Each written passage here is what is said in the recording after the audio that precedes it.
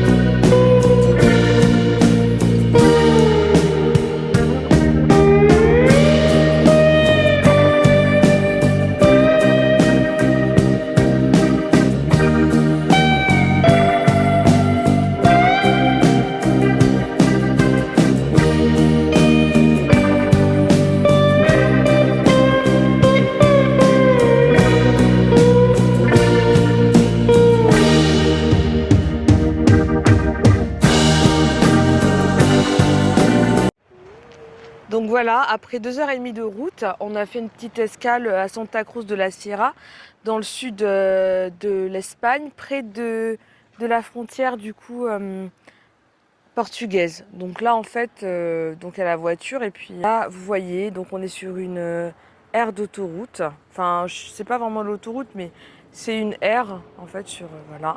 Du coup, et là on a des petits chats. Ah, vous voyez? Ah, ils ont peur. Ils partent. Là, ils sont là. Ils sont là. Je peux en prendre un bien vieux.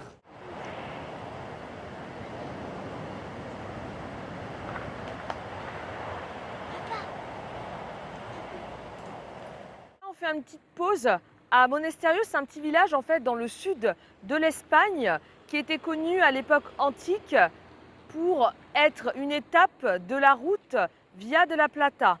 Aujourd'hui, c'est une petite ville qui est connue pour du jambon ibérique. Mais là, c'est pas ce qu'on va aller acheter. Là, on va aller acheter un petit peu à manger parce qu'on a une route après à reprendre. Du coup.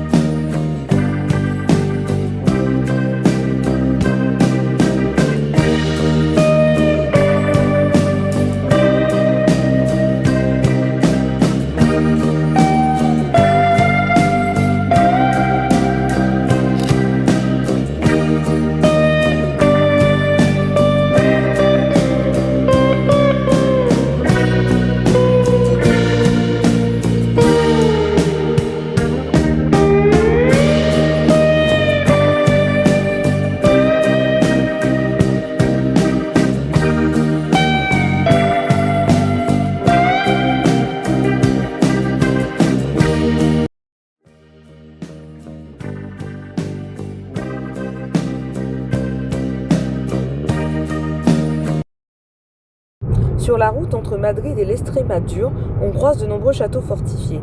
C'est pas un hasard, pendant des siècles, cette région a été une zone frontalière stratégique pendant la Reconquista. Donc on arrive sur le pont international de la Guadiana. Il passe au-dessus du fleuve Guadiana qui coule à la fois en Espagne et au Portugal et il matérialise la frontière entre le Portugal et l'Espagne. Il a mis 6 ans à être construit et a été inauguré en 1991.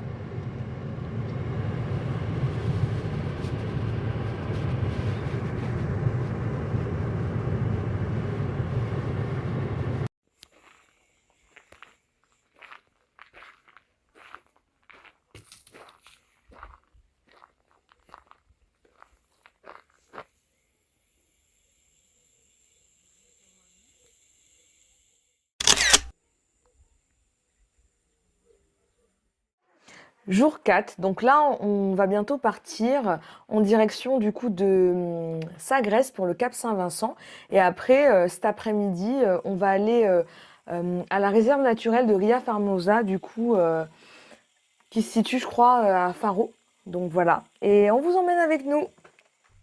Cap Saint-Vincent, situé à l'extrême sud-ouest de l'Europe, ici s'arrêtent les terres et commence l'océan. Les Romains l'appelaient le promontoire sacré. Ils croyaient que le soleil s'y noyait chaque soir dans la mer.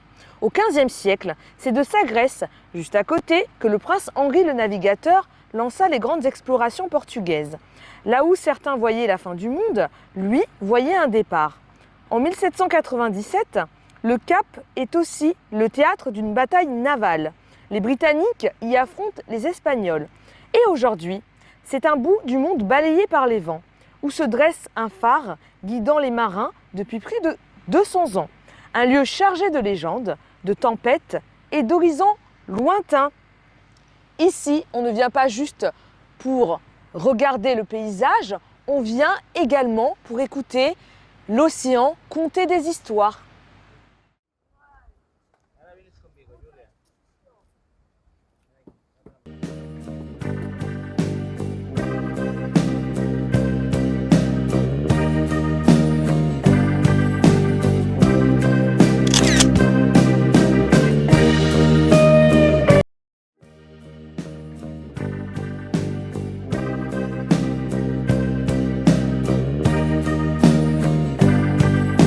Vous pouvez visiter le Ria Formosa Nature Park avec un de ces bateaux. Ici, au sud du Portugal, s'étend un labyrinthe d'eau salée, d'îles mouvantes et de silence, la Ria Formosa. Mais ce paysage paisible cache des siècles d'histoire. Dans l'Antiquité, les Romains y construisaient déjà des salaisons de poissons. Certaines ruines sont encore visibles près de Faro. Ce littoral changeant a vu passer marins arabes, pêcheurs d'anguilles et conquérants chrétiens. Et au fil des siècles, ce fragile équilibre entre terre et mer est devenu un refuge pour les oiseaux migrateurs, mais aussi pour les traditions humaines comme la récolte manuelle du sel ou l'élevage d'huîtres. Aujourd'hui, la Ria Formosa est un parc naturel protégé, mais aussi un témoin vivant de ce lien intime entre nature et histoire. Marcher ici, et c'est tout un passé qui remonte à la surface.